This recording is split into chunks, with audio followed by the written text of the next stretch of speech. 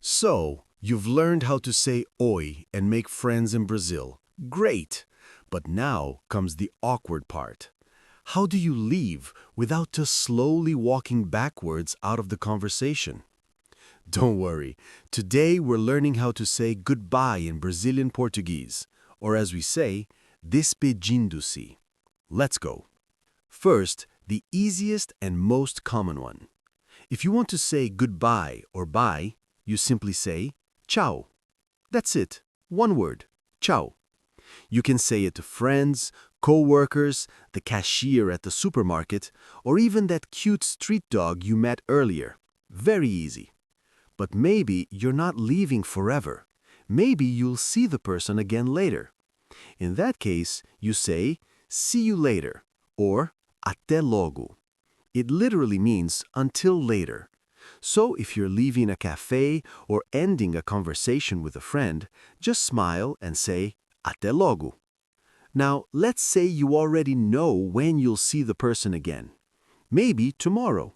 Then you say, see you tomorrow, or Até amanhã. Very simple. Até means until, and amanhã means tomorrow. So you're basically saying, until tomorrow.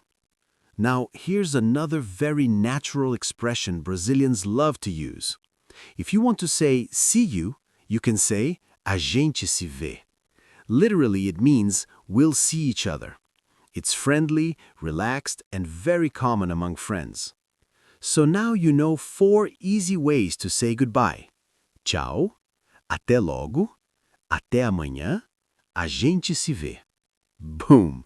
Now you can enter a conversation like a Brazilian and leave one too. But wait, don't disappear yet.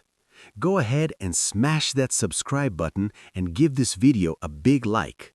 Because the next time someone says ciao, you don't want to panic and accidentally reply bom dia, right?